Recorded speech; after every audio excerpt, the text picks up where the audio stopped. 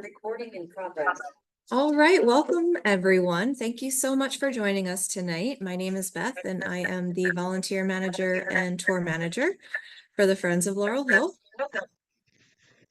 Does anyone else hear me echoing? Joe, can you hear me echo? No, you sound good to me. Okay. Sound fine. Okay, that just must be on me then. Anyway, thank you all so much for joining us tonight. Joe has a wonderful presentation on all of the Laurel Hill connections with Memorial Hall, the Meade equestrian statue, and Smith Memorial Arch. So I'm not going to talk too much. I'm going to let him jump right into it. I am recording this. So on Thursday, when I'm back in the office, I'll send out the recording with a thank you and a small survey. Tonight we are in webinar mode, so everybody is silent, but you can ask questions in the Q&A portion. And with that, I'll be kind of monitoring that all night, and we'll be asking Joe questions as we go along. So without further ado, here's Joe. Yeah, there are going to be 3 natural breakpoints in here where we can address any questions that come up. And good evening to you. I am Joe Lex. I am a retired professor of emergency medicine from Temple University and current volunteer tour guide, volunteer podcaster at Laurel Hill Cemetery. That is my email address on the bottom. I will bring that up again at the end of the talk in case you need to get in touch with me.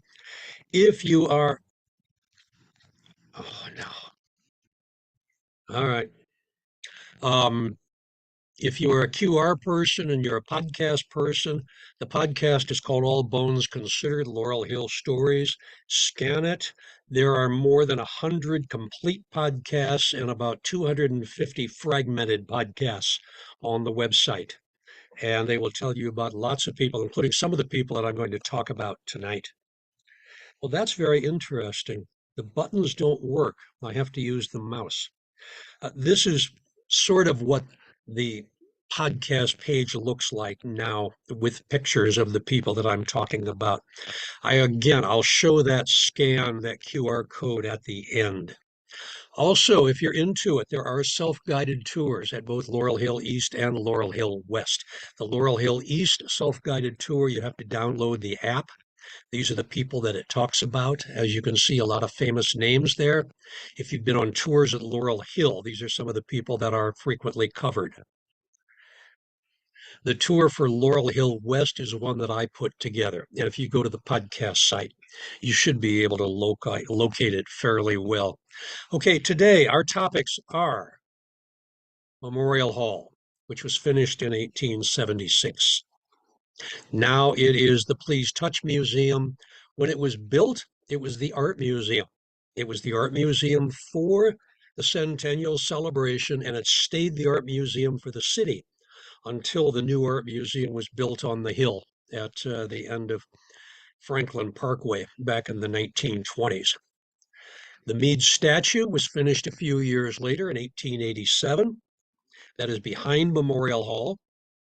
And then this was not finished until 1914. This is called the Smith Memorial Arch. But as you see, it is not an arch. It is 2 arches. And we will get to that later in the program. But let's start with Memorial Hall. And our one woman, unfortunately, I've only got one woman to talk about tonight, and that is EDG, Elizabeth Duane Gillespie. You know about RBG, you need to know about EDG. She is probably one of the most important women in 19th century Philadelphia. She is Benjamin Franklin's great-granddaughter. She was born at 6th and Chestnut in 1821. It's very close to the Walnut Street Prison, which is shown here. Her father was William Duane, publisher, printer, the Aurora. He was Secretary of the Treasury under Jackson, got into battle with Jackson over the Second Bank. This is the man who wrote Stephen Girard's will. That relatives tried to break that will for years, decades even, but he wrote an airtight will for Stephen Girard, so the money went where Girard wanted it to go. Now, Elizabeth married a U.S. Marine. His name was Archibald Hamilton Gillespie, and I could not find a photo of him. He was 9 years older than her. They had a daughter. I can find no record of a divorce, but they separated. He moved out west. He was reassigned out west. He's buried in California. They were assigned to Washington, D.C. for a while. Elizabeth did get pregnant. She had a daughter. This is not the daughter, though. This is her best friend in Washington, D.C. This is Verena Davis. This is Jefferson Davis's wife. And EDG and Verena Davis became very close friends. EDG is the woman who put together the Great Sanitary Fair of 1864. She put this thing together in just a couple of months. It was an outrageous achievement. You can see where it's located on Logan Square. There's the Basilica of the Cathedral of St. Peter and Paul in the background there that had just opened recently. That was finished. The building was completed in 1864. The architects on that, of course, were John Notman and Napoleon Lebrun, both of whom are buried at Laurel Hill East. But this was an amazing feat putting this together. They used 1.5 million board feet of lumber for an event that lasted 3 weeks. 250,000 people attended. They raised more than $1 million for the sanitary fund for the soldiers, for medical care of soldiers. So they decided they were going to go ahead with this Centennial plan. And in 1873, the city ceded 450 acres to the Centennial Commission. Under Elizabeth Duane Gillespie, city women sold subscriptions, and in 2 days they had gathered 82,000 signatures to raise $1 million. Then they lobbied Congress for a loan of another $1.5 million. I'll explain this map in a few minutes. The Art Museum, what we now call Memorial Hall, was supposed to have a section set aside for women. The men who booked this screwed it up royally. They overbooked, especially Italy and France. It's because Italy sent hundreds of sculptors to be shown. And they said to Elizabeth Duane Gillespie about a year before this opened, they said, "I'm sorry, we don't have any room for you." And this is after she raised the $1 million for them. So what'd she do? She turned around and she went out and she raised another $30,000 to build a women's pavilion. She was very upset when she found out that the fair architect was going to design the women's building. She wanted to hire the woman architect, Emma Kimball, from Boston. I tried to find a photo of Emma Kimball, but I couldn't find one. To help you, this is just one segment of the fair. There's Memorial Hall. It's labeled here as the Art Gallery. Here's the Pennsylvania Railroad Depot. There was also a Reading Railroad Depot on the other side of the grounds. This is one of two buildings that's left from 1876. The other is Ohio House on Belmont Avenue. That's right there. Here's the Women's Pavilion. The Women's Pavilion is very close to Horticultural Hall over here. But to put things in perspective, you know how big Memorial Hall is? Look at the main exhibition building. It's 5 times as big as the art gallery, as Memorial Hall. They decided at the women's building to essentially tell the men to go to hell. The opening ceremony was women only at the women's building, and the ribbon cutting was done by Empress Teresa of Brazil. The women's pavilion was 30,000 square feet, and it was a smashing success. Even though she didn't get the architect she wanted, that's a pretty nice looking building, I've got to admit. About 10 million people visited the fair over a 6-month period. And this is at a time when the population of the United States was 40 million. By 1877, the Centennial Commission had paid back every penny that was loaned to it by the U.S. government and by the city government. They used the $1 million that EDG raised, and then the $1.5 million they borrowed, they had it paid back less than a year later. This is a commemorative coin from the Women's Pavilion.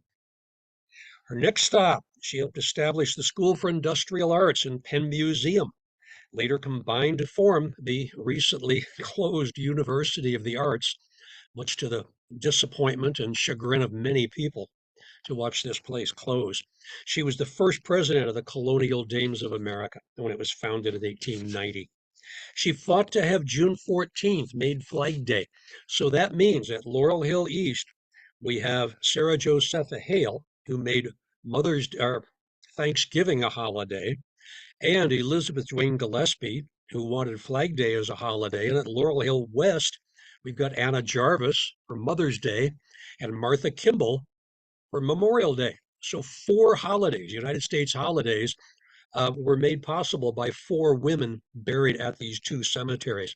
Flag Day did not become a legal holiday until 1937, however. What we've been looking at is this oil portrait. You might recognize it if you looked at the tour that I gave on people painted by Thomas Eakins. This is an Eakins painting of Gillespie. He painted it after she died. He used this photo to um, figure out how she looked. It's in the PMA collection. It's in the Philadelphia Museum of Art collection. She died in 1901, and she was celebrated across the country. She had a simple ceremony, and she was buried in the corner of the family plot. She has no stone. She has no marker.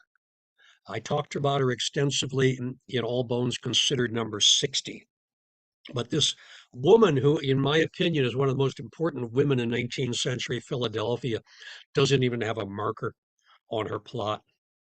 However, there is the Elizabeth Duane Gillespie Fund Scholarship History that is set up at Bryn Mawr College, and the EDG Junior High School in Nicetown. It's just south of Simon Gratz. It's a feeder junior high into Simon Gratz High School.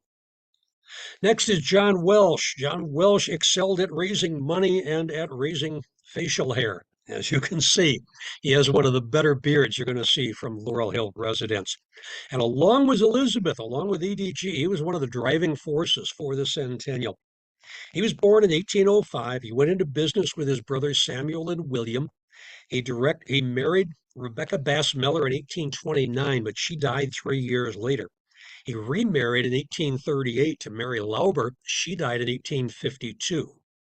He spent 42 years as vestryman at Old St. Peter's at 3rd and Pine, Episcopal Church at 3rd and Pine. This graveyard, Nicholas Biddle, Stephen Decatur, Charles Wilson Peel, it's a wonderful graveyard to visit. And then he also has a plaque dedicated to him inside the church at St. Peter's at 3rd and Pine. He invested heavily to build Episcopal Hospital. He raised $331,000, and then he tossed in $41,000 out of his own pocket. As somebody who worked at Temple for 13 years, I did a lot of shifts at Episcopal Hospital Emergency Department. I had no idea who this guy was. Didn't learn a bit about his history while I was working there. And in 1864, he was chairman of the executive committee for the Sanitary Fair. He was elected to the American Philosophical Society in 1867. Grant offered him Secretary of Treasury. He turned him down. This is a Goedekunst photo, probably the most famous photo of Grant by Frederick Goedekunst. It's somebody who's colorized in the 20th century or 21st century. And after the fair, he was given a gold medal and $50,000, which he used to found the John Welsh Chair in History and English Literature at Penn. This was only the 3rd endowed chair at Penn. The first was by Surgeon John Ray Barton. Here's a picture that's a little odd in that it's from the side. You can see the railroad coming in here. Art gallery here. There's the front of it is actually here because there's the main building. George's Hill with the flag on it, that's where the Mann Center is right now. Agriculture building here, horticulture building here. Just a nice print of the grounds. This is the scholarship, the Centennial Professorship in History that was established at Penn. He was appointed he was appointed minister to the court of St. James's in Britain by President Hayes, Rutherford Hayes. So he became our ambassador to Great Britain. As a trustee at Penn, he gave an $80,000 endowment, and they gave him an honorary LLD. Largely responsible for most of the large buildings in West Philadelphia that belonged to Penn. This is his house, Springbank. It's an estate at 6700 Wissahickon. 7 bedrooms, 4 full baths, 17 rooms, 7,500 square feet. Part of this property, whoops, was a rock. It's called Mom Rinker's Rock. This was on the property of the house that he built. This is an outlook high on the hill. It's above Wissahickon Creek. If you've hiked any of those paths, you know this rock. During or after the Battle of Germantown, American spies would come, take advantage of the rough terrain that the Brits did not know. They'd come to the Wissahickon Valley, and Molly Rinker, also known as Mom Rinker, was a spy. She would figure out what the British troop movements were going to be. She would write a message, put it in a ball of yarn, and then she would stand on top of this rock and drop the balls of yarn down to the soldiers below so they could get the message about where British troop movements were during the occupation of Philadelphia. Now, in 1883, more than 100 years after the Revolution ended, Welsh had a statue built to put on this rock. It's called Toleration. It was carved, placed on the rock. It's kind of odd to me that this Quaker statue, obviously a Quaker, it's not William Penn, but it is a Quaker, was built by a very devout Episcopalian. It's an interesting crossover. Welsh died in 1886. He's interred in Section I at Laurel Hill East. And this is what his connection is. The Welsh Fountain, in addition to raising funds, the Welsh Fountain is in front of Memorial Hall, is named in his honor. Fairmount Park had been started as a way to protect the city water supply. The Welsh Fountain, as you can see, is undergoing a renovation right now. They got a really nice grant, a 24-month grant, $5 million grant from the Penn Foundation to revise that. As I started to say, the reason the Fairmount Park was originally built was to protect the water supply of Philadelphia, so manufacturers would not set up along the river and pollute the river with what came out of their factories. Now, this again is a close-up of that section of the fair. At this time, in 1876, or 74, I should say, there were 3 completed art museums in the country. There was one at Yale in New Haven. I'm sorry, there was one in New Haven, there was one in Hartford, and there was the Corcoran in Washington, D.C. There were 2 art galleries being built, Boston and the Metropolitan in New York. But this art gallery would be the 3rd major art gallery in the United States after the ones that already existed. And it was built by this man. He's not buried at Laurel Hill. Herman Schwartzman was a 30-year-old immigrant who was awarded the contract for a lot of these buildings, including Memorial Hall. He started construction on the 6th of July, 1874. And in less than 2 years, Schwartzman had transformed 285 acres of fields, swamps, and ravines into building lots, gardens, and landscape grounds. 7 main buildings with 3 annexes. He moved more than 500,000 cubic yards of earth, graded and surfaced more than 3 miles of avenues, 17 miles of walks, built a railroad with 5.5 miles of double track, erected 16 bridges, put up 3 miles of fence with 179 stiles and gates to get in and out, constructed 7 miles of drains, 9 miles of water pipes, 16 fountains, waterworks with a daily pumping capacity of 6 million gallons, and he planted more than 20,000 trees and shrubs, many of which you see now around Fairmount Park. I found one picture of the dome before it was finished, just to show you the perspective, the size of the men compared to the size of the dome and the Statue of Columbia on top. It doesn't look like Columbia's got her arm raised at her wreath just yet. So the first American art museum designed in the Beaux-Arts manner, but it became the template for many future buildings. I'm going to show you one in a few minutes, or a few seconds. This is the main building. I'm sure it was on purpose. It is 1,876 feet long. since the Centennial was 1876. I've got to imagine that wasn't a coincidence. This building had more than 19 acres under one roof, 820,000 square feet.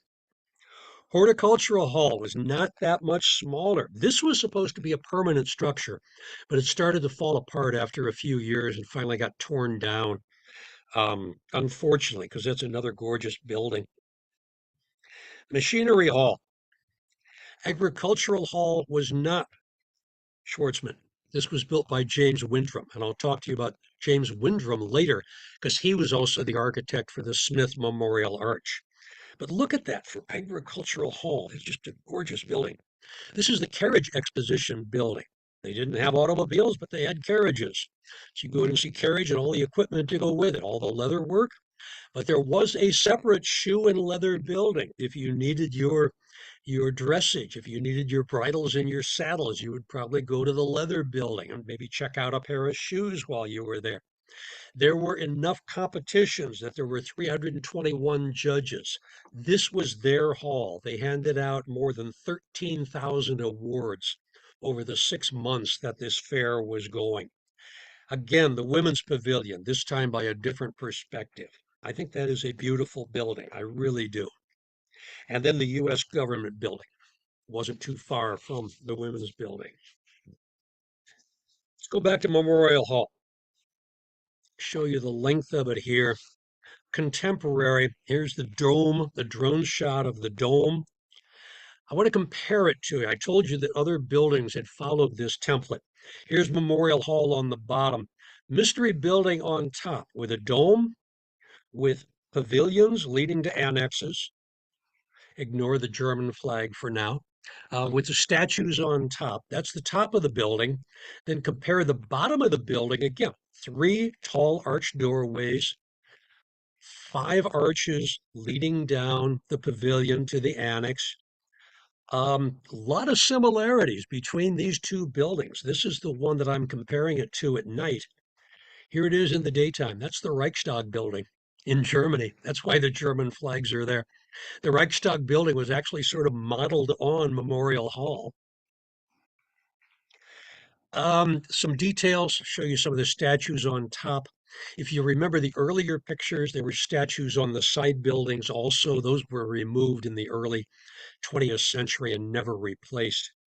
But just to give you a perspective on some of this stuff that is on top of this building. And then a drone shot of a hawk on the wreath, settled on the wreath of Columbia when the drone was going by. This is the man who built the hall. This is Richard Dobbins. He was also he was also an architect, but he was not an architect for the building. Schwartzman was. Dobbins built it. He also built Holmesburg Prison. You'll notice the Eastern State Penitentiary style with the arms sticking out from Central here. He built the Public Ledger building. He also designed that. This is his mausoleum at Laurel Hill East. And the cool thing, there's 2 cool things about this. One is something that David Gourmay, the weekend supervisor, likes to point out. There is a patio up on top here. It feels like there should be Muppets up here having a cocktail party over the door. But if you stand on these steps and you look downstream, there it is, Memorial Hall. You can actually see the building that he built from the steps of his mausoleum. Memorial Hall, 365 feet long, 210 feet wide, 59 feet high. The colossal arch doorways, those doorways are 40 feet tall and 15 feet wide. Pavilion at each end. The arcades connect the pavilion in the center. The front, magnificent building, 13 steps, 70 feet wide. The dome rises 150 feet, and it terminates with the 23-foot zinc figure of Columbia, which is why she's holding up so well compared to the bronze. She's zinc. The sculptor for that was another German, A.J.M. Mueller. The figure in front here is from one of the pavilion statues. There she is again. Industry and commerce. This is industry, this is commerce.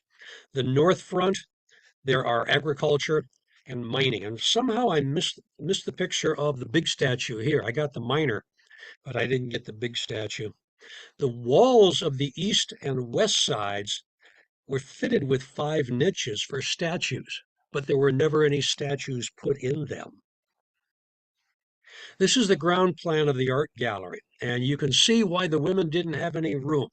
Italy, France, Germany had a lot also. But the final tally on this central hall, did I write it down? Yeah, I did later. I'll get to it. Um, this was temporarily in the central hall. Eventually, it came outside. This is indeed the Liberty Arm. It's 42 feet long, 60 feet wide, 53 feet high. I'm sorry, that's Central. That's Central Hall. Let's go back. Liberty is 42 feet long, 12 feet deep. The forefinger is 8 feet long, and 12 people can stand up here in the torch. This Bartholdi sent to the United States to raise money so he could finish the statue. Remember that the Statue of Liberty didn't go in until 1886. So this arm was done 10 years earlier, and it traveled to the United States as a money raiser for Bartholdi. This is the Central Hall. The Central Hall plus the galleries, 287 feet long and 80 feet wide, could hold 8,000 people. That was twice the size of any other indoor hall in the country in 1876. This was by far the largest indoor hall in the country. This is what's there now, a replica of the Arm of Liberty in the Central Hall, which is kind of cool. Total cost, $1,564,398.56. A little bit over would have been appropriated by the Commonwealth and the city. The art gallery held, are you ready for this?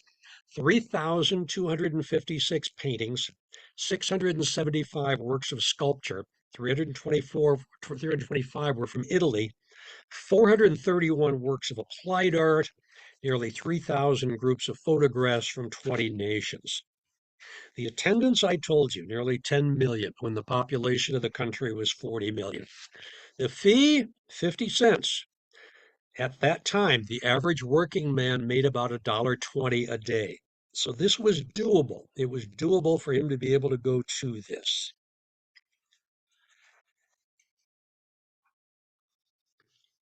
Now, what did I miss? Oh, there were 60,000 exhibitors from 37 different countries. Here is the day that the fair opened. And remember what I told you? These statues you recognize because I've shown them to you. But look at the statues on the pavilion. There were eagles on the pavilion, like 16 eagles on these pavilions. And those have all been taken down in the last 100 years or so.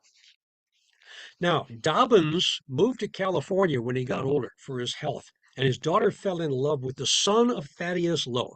Thaddeus Lowe is not buried at Laurel Hill. However, there is a Thaddeus Lowe house in Norristown. So he spent time in the area. Thaddeus Lowe is the guy who came up with the idea for spy balloons during the Civil War. In other words, he invented the Air Force. He essentially invented the Air Force. Now, his son and Dobbins' daughter had a daughter named Florence Leontine Lowe, who grew up to be a stunt pilot. Florence ran away to Mexico on her horse named Dobbins, and when she came back, she had a nickname, Pancho. She married an itinerant preacher named Barnes. And if you have read the book or seen the movie The Right Stuff, you know about Pancho Barnes. Pancho used her inheritance from Dobbins, first of all, to purchase a plane, and secondly, to purchase the Happy Bottom Riding Ranch, which became a gathering place for test pilots from Edwards Air Force Base. And it really developed quite a reputation.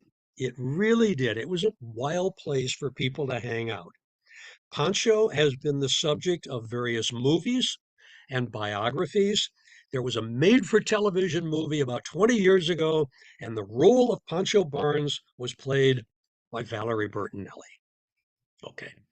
She's not buried there. She was cremated. Her ashes were scattered over the desert in Southern California when she died. Okay, let's get back to Memorial Hall. Question: what do a Civil War canteen and the Vienna Opera House have in common? It has to do with Memorial Hall.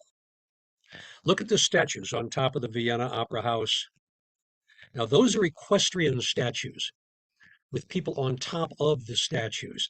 Here are equine statues of Pegasus. There is no rider, which makes it an equine statue rather than an equestrian statue. Pegasus tamed by the muses Erato and Calliope. Now, Gratz is interred in a very isolated mausoleum. It's down by, here's the river, here's the Schuylkill River, here's the Kelly Drive, here's the end of the property.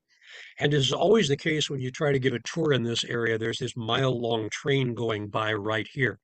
But that's an isolated mausoleum. The closest mausoleum is probably the Godey Mausoleum here, Louis Antoine Godey of Godey's Lady's Book. Egyptian Revival. You can see the sun. Beth, you'll appreciate this, of course, being an Egyptologist. He died young. There are a couple of dozen people interred in this mausoleum. He was a manufacturer who could shift gears pretty quickly. He made his first money in the 1850s with gas meters. When city gas was starting to be made available to the citizens, they needed a gas meter in their homes so they could figure out how much gas they were using. During the Civil War, he switched to these. These are called bullseye canteens. This one is from the American Civil War Museum. If you look up here at the neck, the pewter neck, there's his name on it right there. He made $1 million from these canteens, selling them to the United States government. He made enough money that he actually traveled to Europe during the war. In 1863, he was in Vienna, and he discovered that there was a pair of statues of Pegasus, the winged horse, that had been cast for the roof of the Wiener Staatsoper, the Vienna Opera House. They were rejected. They were going to be melted down and recast in a different size. Gratz went to the sculptor, paid him cash, bought these statues, and then had them disassembled and was sending them back to Philadelphia. Vienna tried to buy them back. By that time, he had them torn apart. He refused to sell them back. So they went ahead and got fresh bronze and made new statues. They lay in storage for 3 years. I'm sorry, until 3 years after Gratz's death. Gratz died in 1873, and it wasn't until 1876 that these statues got pulled out of storage and then reassembled in front of Memorial Hall.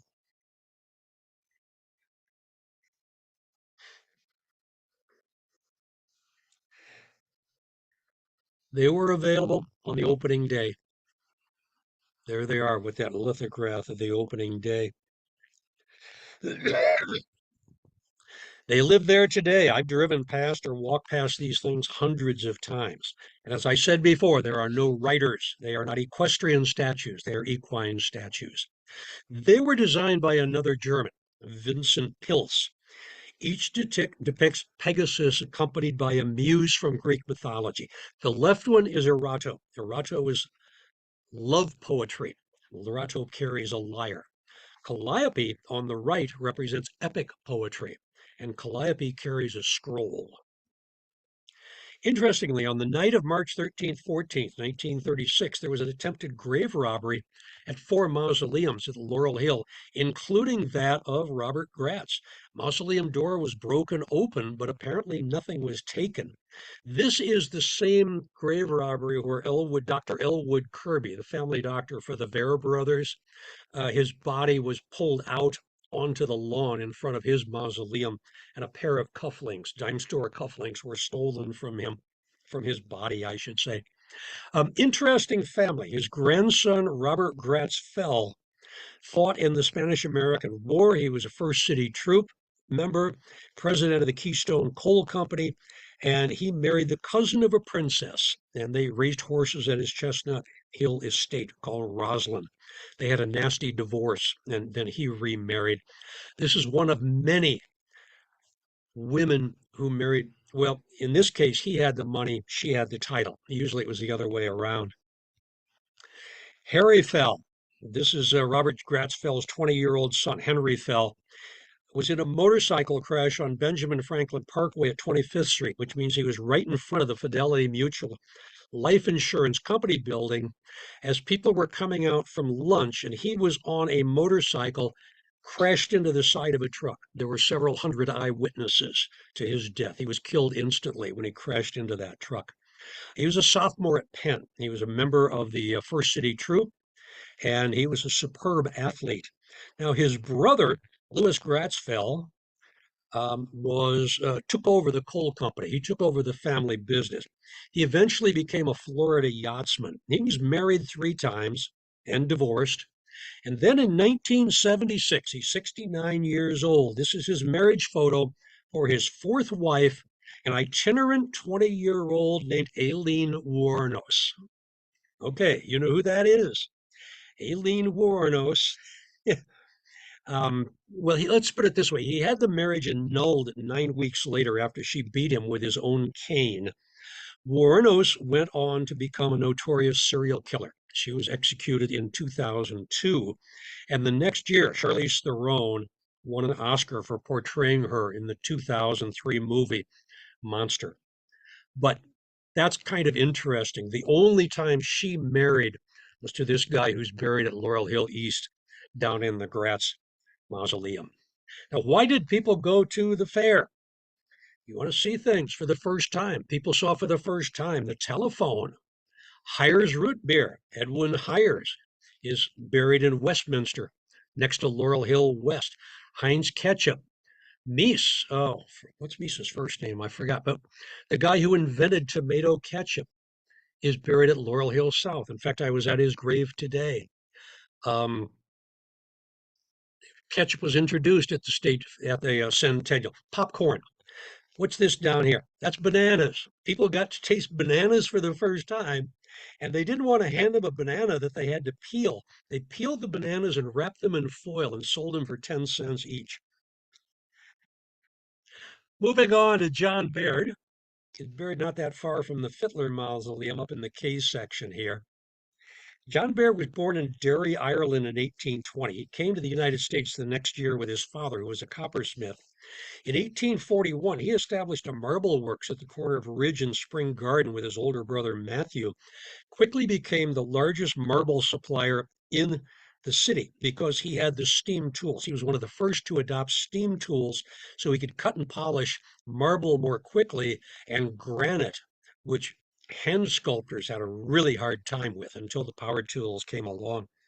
He started to supply his products to Laurel Hill and other cemeteries around the country. In 1852, Philadelphia architect Thomas Ustick Walter, who's buried in Section G at Laurel Hill East, hired John Rice, John and Matthew Baird, and Charles Hebner to supply the marble portico columns for the United States Capitol building. They used marble that was quarried in Massachusetts, and let's just say that Baird was paid very handsomely for this work. Enough money that his older brother decided to leave the marble business and get into the railroad business. His older brother, Matthew, joined Baldwin Locomotive and eventually became president. Matthew is also buried in Section K, but in a different section. So is Matthias Baldwin, buried in Section K. John Baird modeled and constructed this yellow fever monument for Laurel Hill in 1856. This is in Section W. It's actually about midway between the Godey Mausoleum and the Gratz Mausoleum. You'll find the yellow fever monument. This was a monument for the 13 men and 2 women volunteers who died while they were treating yellow fever victims in Norfolk and Portsmouth, Virginia in 1855. Now, I could spend an entire hour talking about this monument and the symbolism and the various quotations because we have preserved the quotations in the office. They're almost impossible to read on the marble now.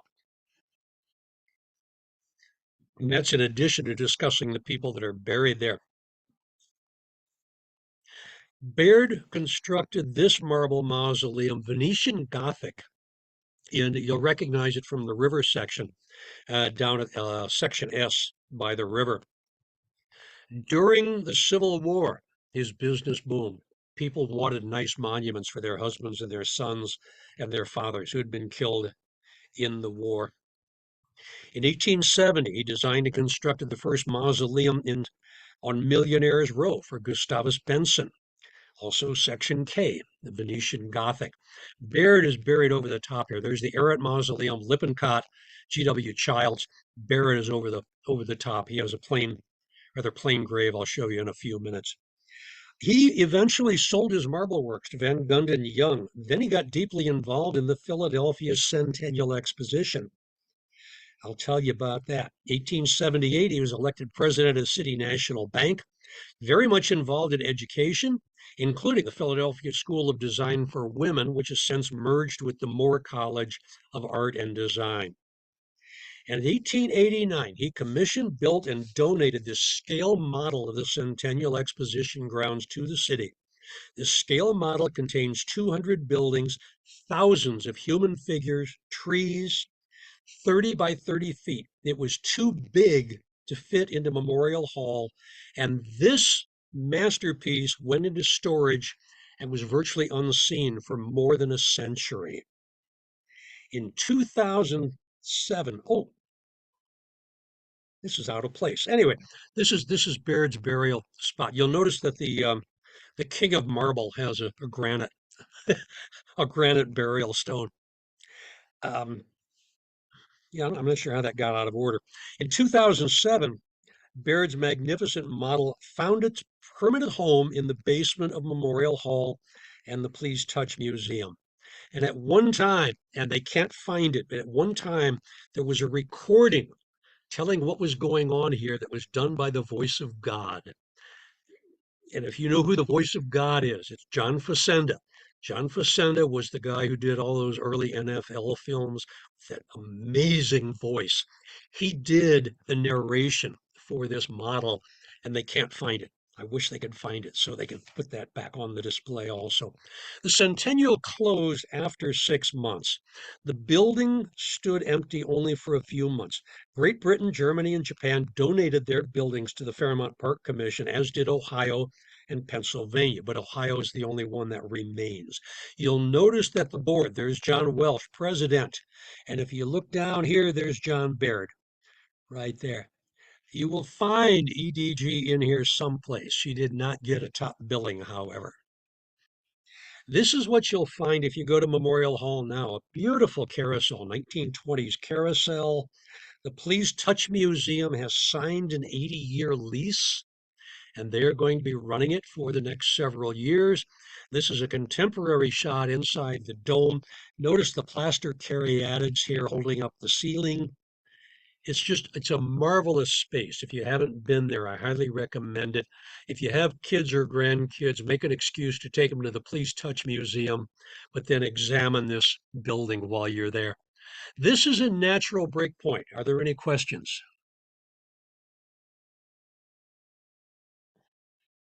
No open questions? Okay.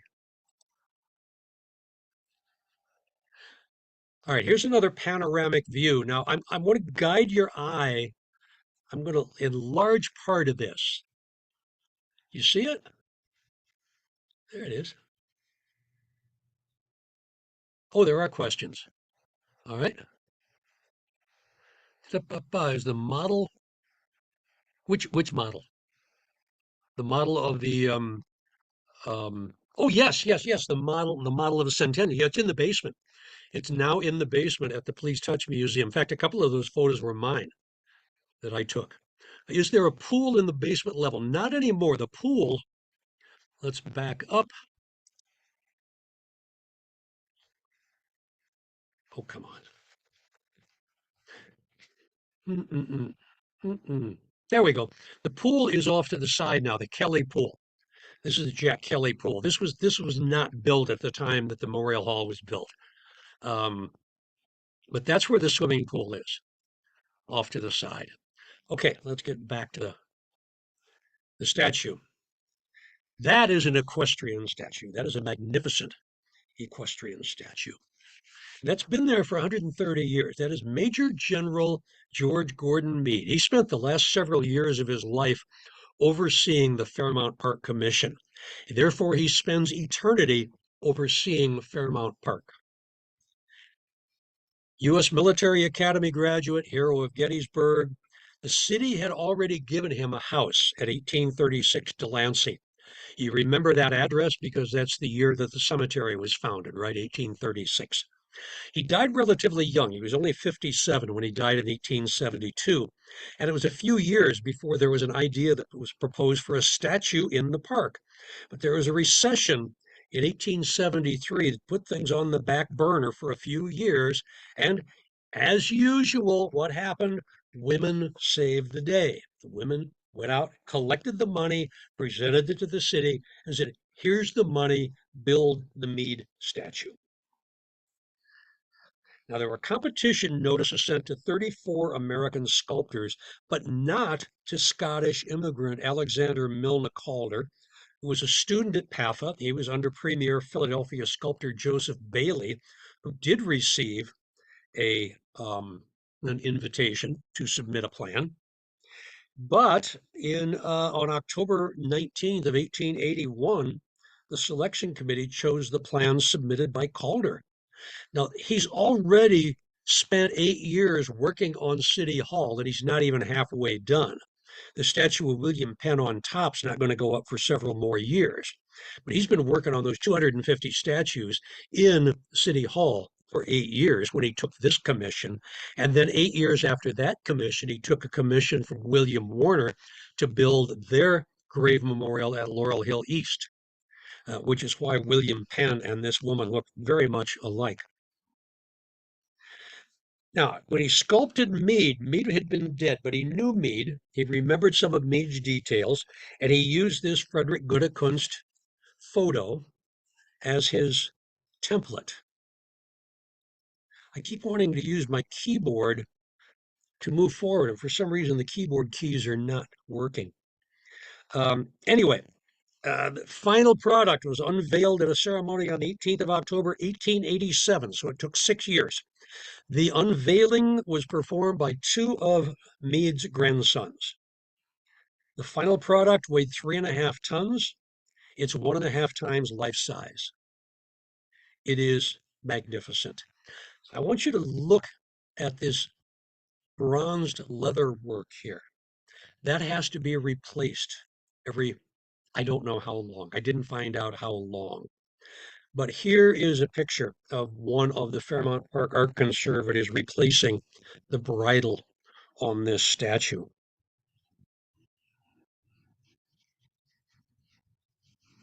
I threw this in. This is a painting of Meade, an earlier painting of Meade with Old Baldy. That is Old Baldy that he is riding here. That was his favorite horse. And Old Baldy was buried and dug up several times until it achieved the nickname of Old Frankenhorse.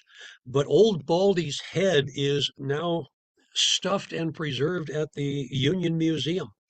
And I have seen Old Baldy's head in a cabinet there. There is Calder's signature, the Calder Studio signature, under the horse's left rear hoof. And if you go to the other side, there is the foundry. There's the mark of the foundry that cast this. Now, this was not the first Civil War statue or even the first equestrian statue in the city. That goes to General John C. Reynolds. In 1884, he got the first equestrian, first Civil War statue, and he's not even a Philadelphian. Reynolds is from Lancaster, It did, however, predate his competitor George McClellan, who got his City Hall statue in 1894. Grant's came along 2 years later. In my opinion, this is the best equestrian statue in the city and one of the best I have ever seen. It is absolutely gorgeous. It's there at Fountain Green and Kelly Drive. And it even predated Joan of Arc, who's on Kelly Drive. Then, of course, it was East River Drive. Kelly Drive came along many, many years later. But East River Drive in 1890, the Joan of Arc statue, and the Frederick Remington cowboy statue, which has been on the River Drive since 1908, with his signature down here, Frederick Remington. Now, I want to clear up an urban legend. Despite the urban legend about the number of legs on the ground, there is no pattern. Reynolds was killed the first day of Gettysburg. His statue had one leg up. Meade was wounded in action at Glenside, but old Baldy has all 4 feet on the ground. So there is no relationship between the number of hooves in the air and whether somebody was wounded or killed in action. Many historians and a lot of concerned citizens have protested the isolated location of this Meade statue. It is tucked way behind Memorial Hall. If you don't know it's there, you won't go looking for it. It's that simple. People have been petitioning for years to have this statue moved to City Hall, put it there between Reynolds and McClellan, where they say he belongs. Problem is, this space was chosen by George Meade's family. They said he loved his post-war work as chair of the Fairmount Park Commission. In fact, he's the man who's responsible for laying out most of the walks and the bridle paths that are in the park right now. We at Laurel Hill, of course, like to think that he's looking upstream at his final resting place overlooking the Schuylkill River here at Laurel Hill East. Questions? We're moving on to Smith Memorial Arch now. And I don't see any, okay? Meade did not get a horse for the Smith Memorial Arch. One was enough. However, George McClellan did get a horse, but he's on a lower pedestal. And the other horse goes to Winfield Scott Hancock, who is from Norristown and is buried in Norristown. This is an older picture, an airplane shot rather than a drone shot, showing the relationship of the arch to Memorial Hall here. You can't really see the Meade statue in back. The Meade statue is back there. And then you can see the beginnings of the Mann Music Center up here at the end of Congress Avenue. This is a 1910 picture. What's wrong with this picture? It's not finished. The horses weren't up yet. This is what it looks like finished. This is facing northwest. If you follow this all the way down, in about a mile, you'll come to the Mann Center.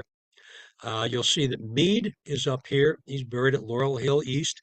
McClellan is buried over in Trenton. Reynolds in Lancaster. Hancock is in Norristown. So those are the 4 main generals. General Meade, this statue is by Daniel Chester French. I've covered him extensively. Even though he didn't get a horse, he certainly got a better position on the pedestal than McClellan did. So that's something. I'm not sure why I'm showing you his stone again. Oh, I know why. Because until we got Harry Callis buried there a few years ago, this was the most visited stone at Laurel Hill East. He's fallen into second place now, I guess, after Harry Callis. This is the magnificent North Arch. Remember, they called it the Smith Arch, but it's actually 2 arches. This is the North Arch facing west. So McClellan is up on that pedestal. Meade is up on that pedestal. This is the Navy section in the concave area here. First of all, here's the guy who gave them money. This is the printer Smith. He has a standing statue. But Admiral Dahlgren and Admiral David Porter have busts in these niches. Dahlgren is at Laurel Hill East, Porter is at Arlington. And just to prove that this is a Navy section, says it right there. See, there's Dahlgren, there's Porter, and under the angel, it says Navy. It does not say Army over there. It says Peace. Army is on another spot. So Richard Smith is the guy who made all of this possible. He was a very successful typesetter. He left $500,000 to build the monument when he died in 1894. He prepared a model of what he wanted, and he even selected the architect, James Windrim, Construction started in 1897. Remember, Windrim is the one who built Agricultural Hall at the Centennial. This is the same Richard Smith who left money for the playground building in Fairmount Park, one of the most famous slides in the country. I think the giant slide in Fairmount Park was also financed by Richard Smith. I hope you've gotten to go on that or take children on that. And he is also buried in Section K. A lot of these people ended up buried right there in the center of Laurel Hill Central in Section K. Now, Admiral Dahlgren was good friends with Abraham Lincoln, took advantage of that, and he worked his way to the top. There's more about him in All Bones Considered #6. I talk about Admiral Dahlgren and his son, Colonel Ulrich Dahlgren, a very young colonel. The reason is he was fatally injured when he was 19 years old, and it was assumed that he would die. He was a captain at the time.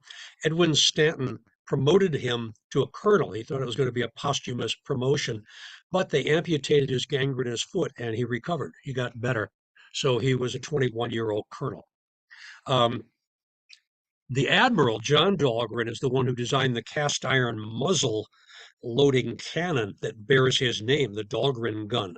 That was the standard weapon on Union naval fighting vessels. Ulrich is shown here in his captain's uniform, and not his colonel's uniform. I don't know if there is a photo of him in the colonel's uniform. Anyway, he was killed in action late in the war.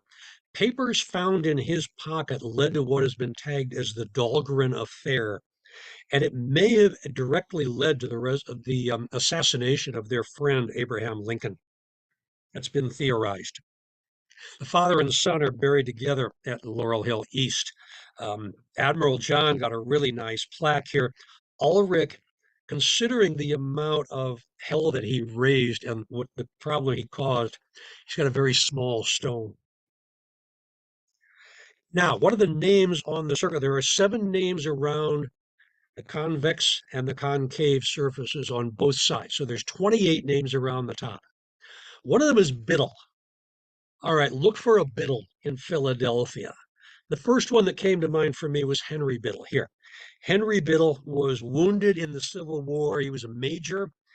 He died a few weeks later in captivity, but that is not the Biddle. There was a program that came when they dedicated this. There was a program, and the Park Service was kind enough to send me a PDF of it.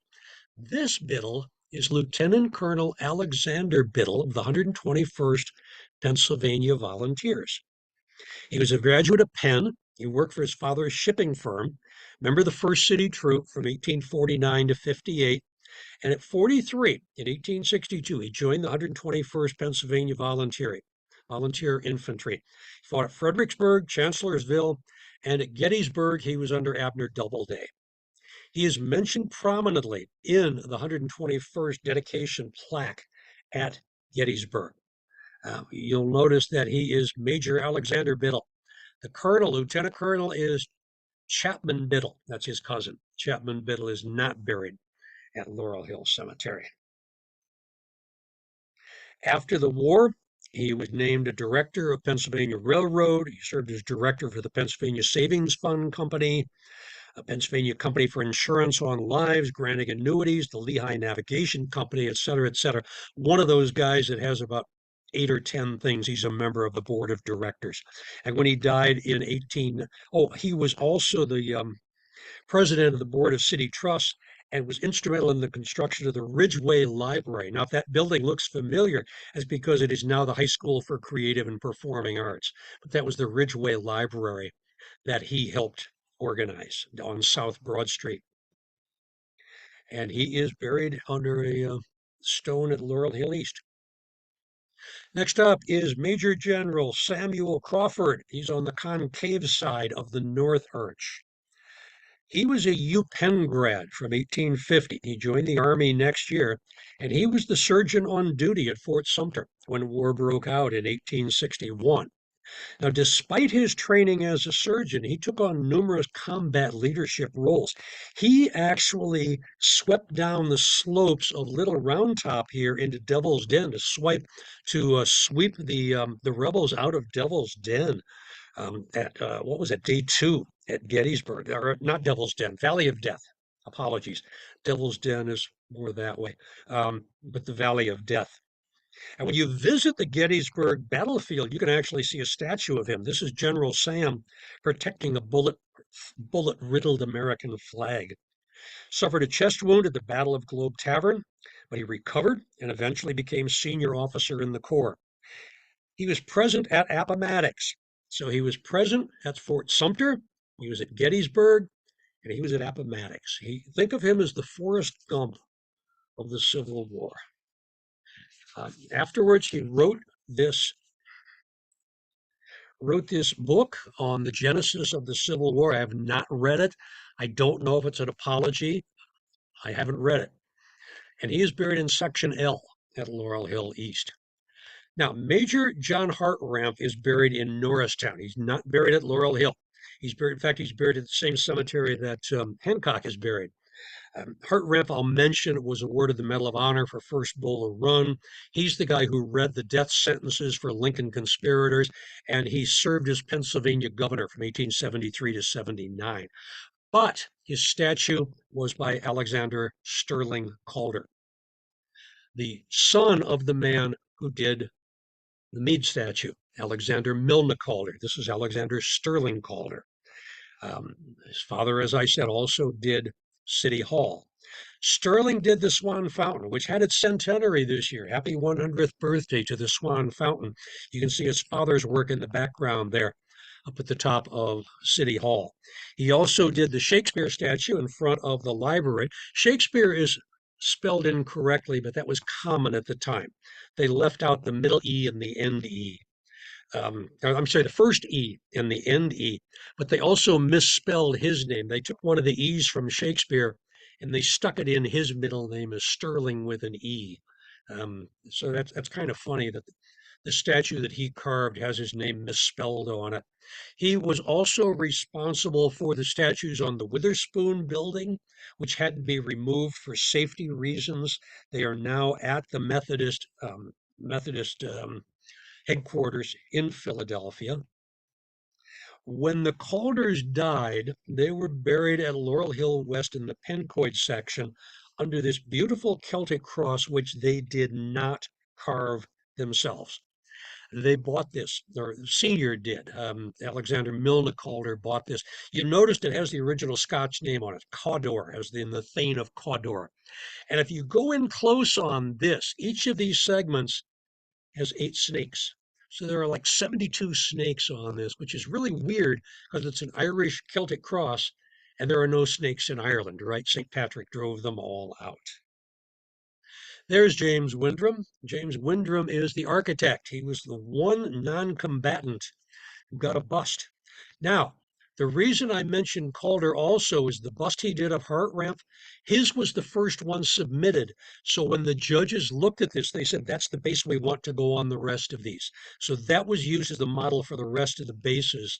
So here comes Windrim, and he gets his statue done, and there's the same base that was used for Hartranft. He is the architect that was selected by Smith. Now, he's not as well known as Furness or Trumbauer. He actually worked with Furness for a while. His work is all over the city, though, since he was the director of public works. He was the architect for the Falls River Bridge, just upriver, upstream from the cemetery. He was the architect for the magnificent Masonic temple down right across the street from City Hall. That was Windrim. And one that didn't last, the agricultural building at the Centennial. This one did last. What's his name? Welsh may have raised the money for Episcopal Hospital, but Windrim's the one who actually built it, especially the castle building here. Now, as a retired professor of emergency medicine from Temple University, I used to pull shifts at Episcopal Hospital, and I spent dozens and dozens of shifts in that building. Never knew any connection to any cemetery at all. I learned nothing about the history of that building. Shame on me. Windrim is one of the few architects who actually has a mausoleum, and it's in West. It's a very modest mausoleum. It's out of the way. but it's very nice. Both he and his son are buried there. His son was also an architect. And there is Major General Charles Ferguson Smith. He graduated from the military academy in 1825, and then he taught tactics under this man, Ethan Hitchcock. He served under the Mexican War under both Zachary Taylor and Winfield Scott. And in 1861, he was commissioned Brigadier General of Volunteers, his division commander under U.S. Grant, and Grant had actually been one of his pupils at the military academy. But he had enough respect for Grant to put up with this, that Grant being promoted above him to be his commanding officer.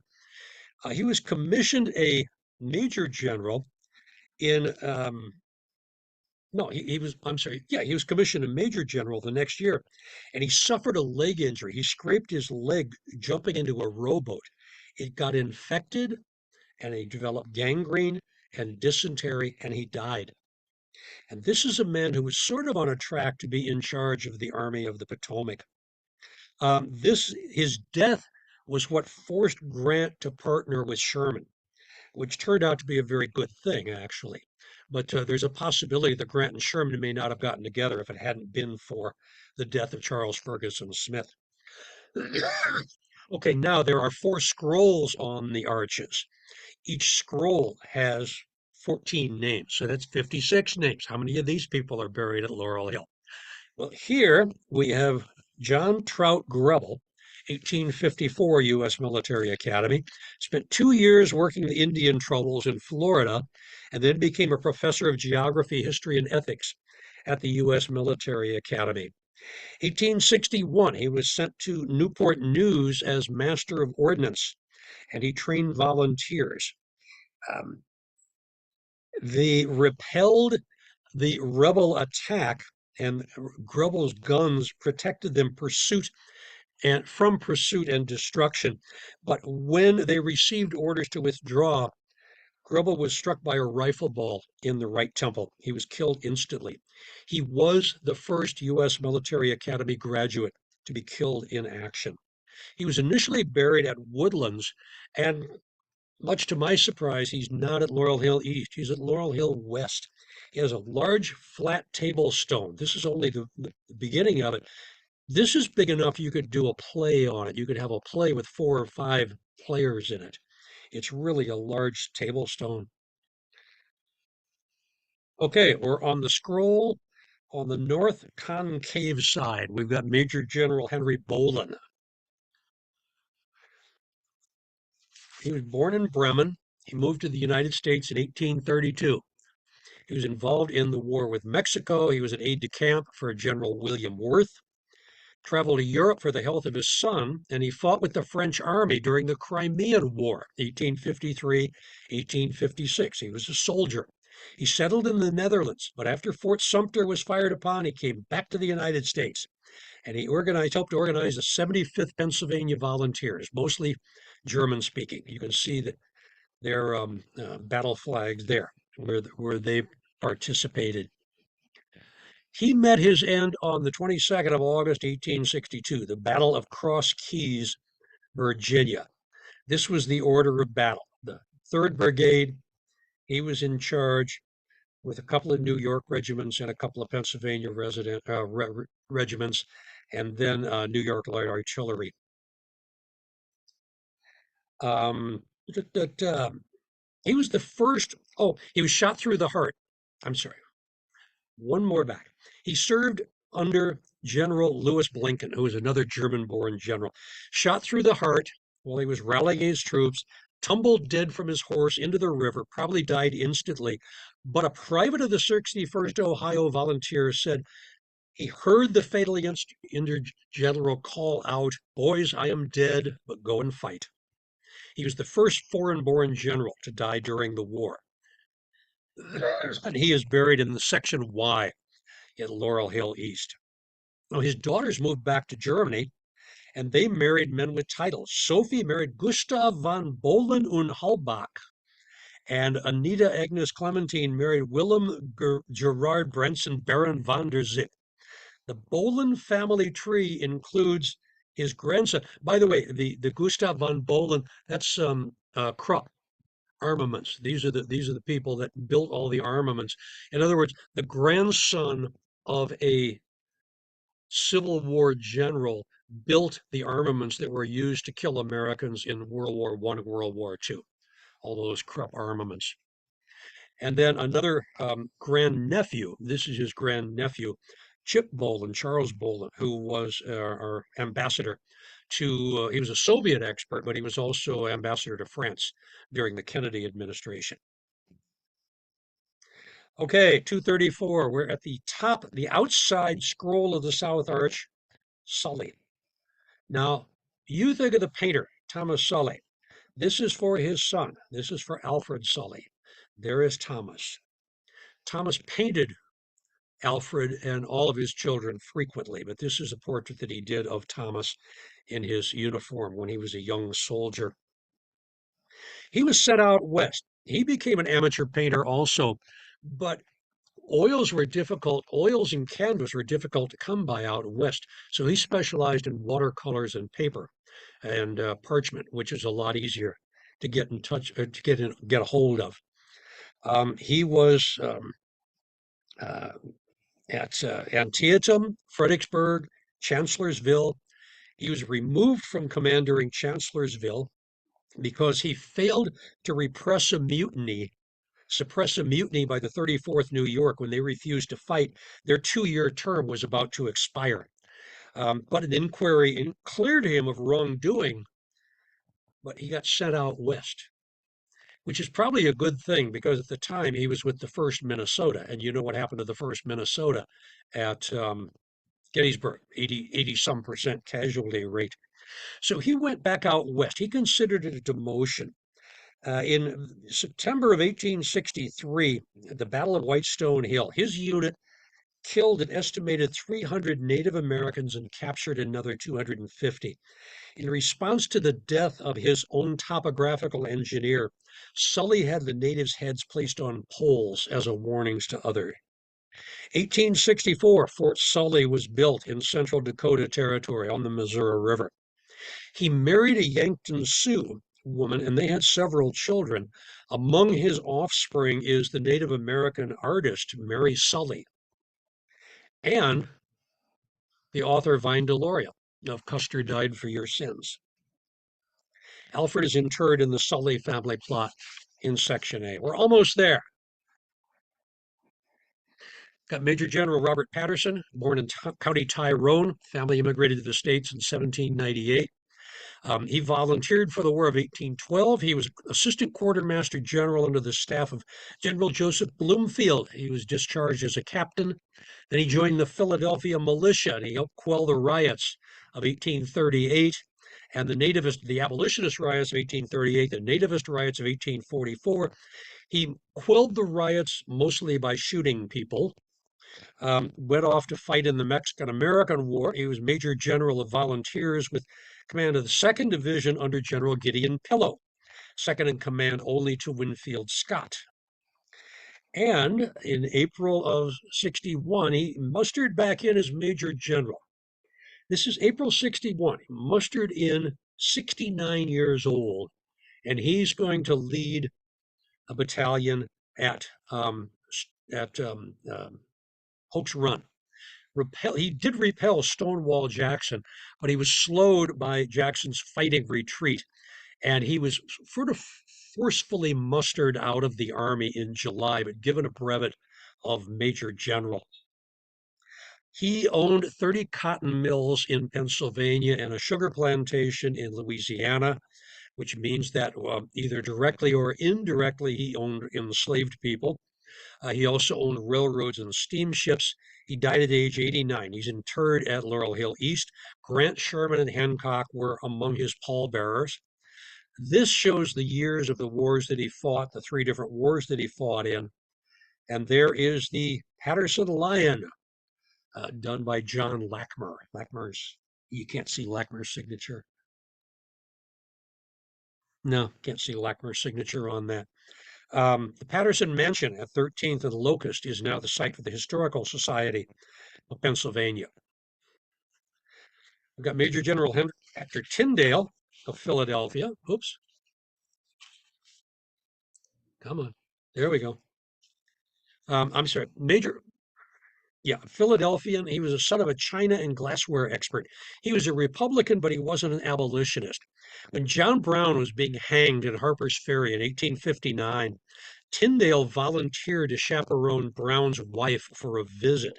And then after he was hanged, he accompanied Brown's body back so that it would remain unmolested.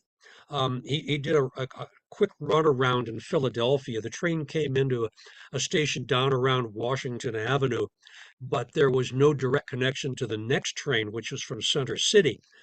So he arranged to have John Brown's body placed in a wagon and camouflaged and taken up to the next station so they wouldn't be attacked while they were trying to do that, trying to get his body back. Um, let's see, but he was in Europe when the war began, and he was appointed a major of the 28th Penn Volunteers. He was lieutenant colonel, but he was senior brigade officer who fought at Second Bull Run, Antietam again, September 1862. There he was wounded in the hip, and he was off duty for several months, but he returned after Gettysburg in July of 1863. However, ill health bothered him. He resigned due to ill health, breveted to Major General in 1864. 1868, he ran for Philadelphia mayor, but he lost to Daniel Fox by less than 2,000 votes out of the 121,000 that were cast. This was City Hall back then. We now think of it as the Supreme Court building. That was City Hall before the new one was being built at Center Square. And there is a fellowship in his name. He established a scholarship for physics at UPenn in not sure what year, but in 1869, he was elected to the American Philosophical Society.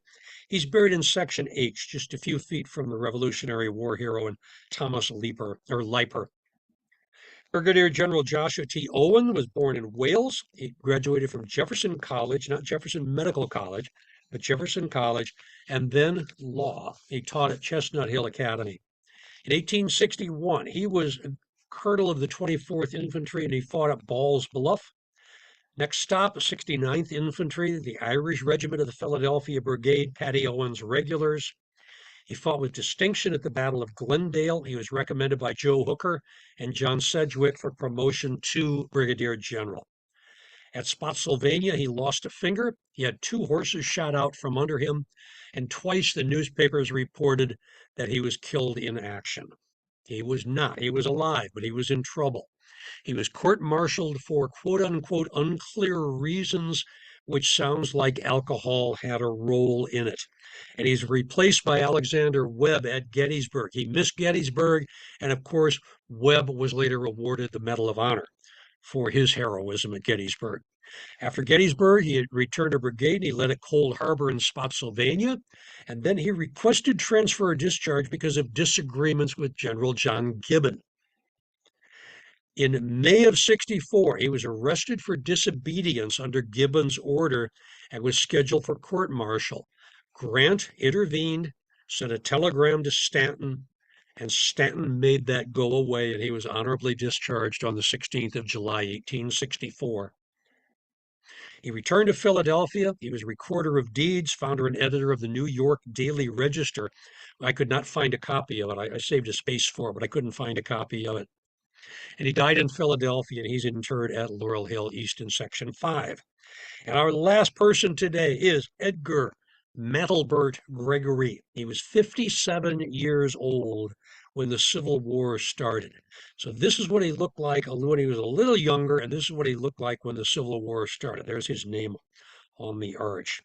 Prior to the war, he was a Freedmen's Bureau official and very strong abolitionist. He joined in August of 1861. He was a colonel in the 91st Pennsylvania Infantry and in 21 separate battles without being injured. He died in Philadelphia. Oh, no, wait a minute. At Gettysburg, he was attacked while defending Little Round Top. He's another one who was present at Appomattox. He mustered out in 1867. Post-war, Freeman's Bureau Commissioner in Texas. The Edgar M. Gregory School in Houston was the first school for African American students in Houston. The African American Library at the Gregory School, as you can see here. So that is the people. And that is his stone in Laurel Hill East, section 16, over in the south section. I just wanted to show you the angels at the top. This is courage, and this is heroism. You'll notice Lincoln's name is up here. I can't make out what the rest of it is.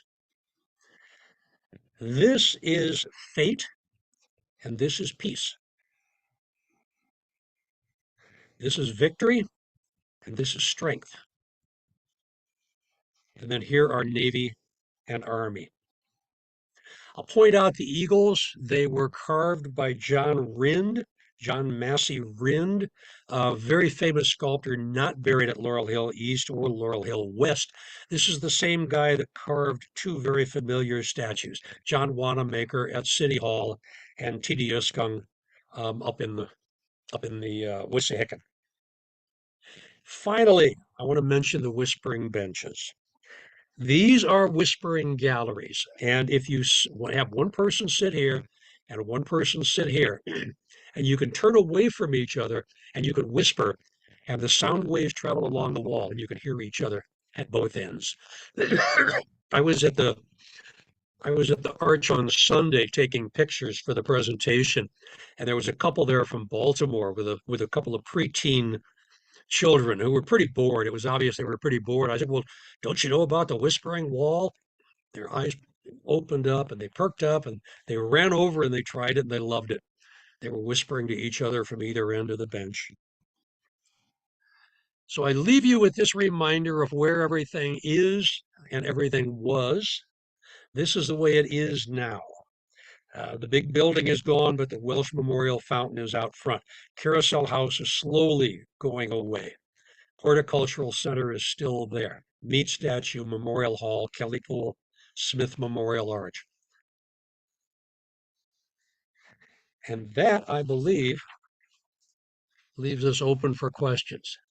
All right, I kept it under 90. It was scheduled for 90 minutes. I didn't go that long, but I went longer than I intended, and I apologize. Let me You see, did what do we great. got here? Yeah. One end, at the other end is a Catholic total abstinence. Yes, there are no. Um, are there any relation connections to the abstinence fountain? I wish there were, because it's such a great statue and fountain, but no collections. All right, Keith, hi.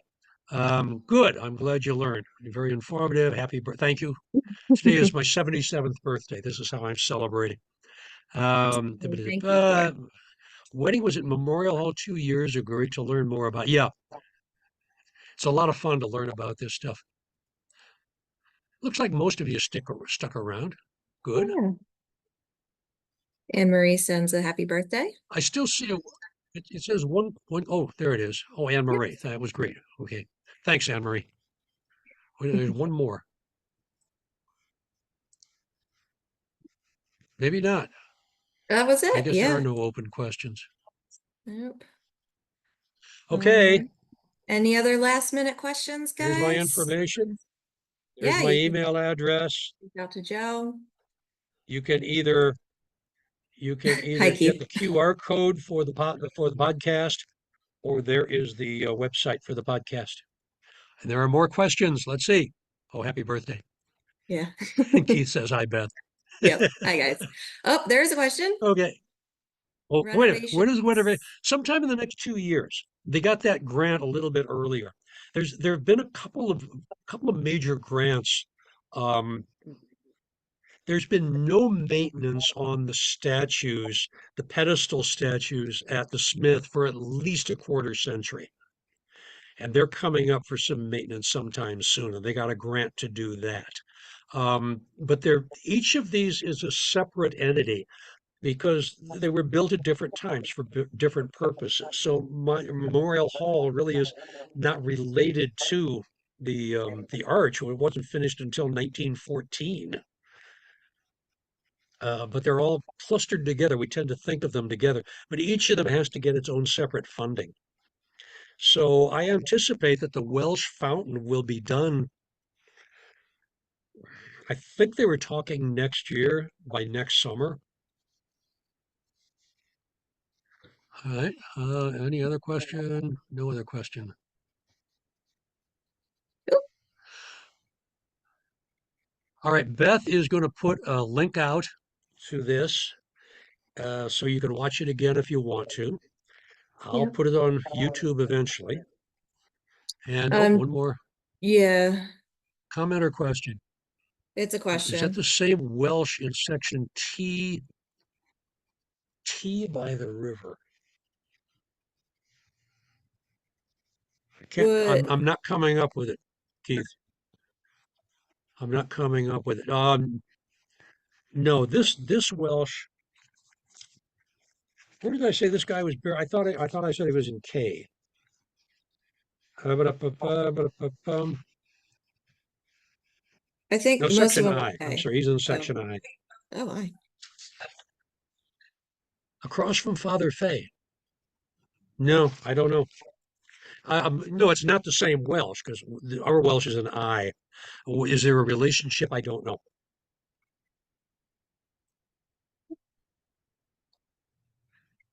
Two more open? It's the No. same ones. Okay, same one. Okay. Well, thank you for sticking around. Thank you for listening. I hope you enjoyed Thank it. I you hope so you learned much, something. Joe. I learned a ton putting this together.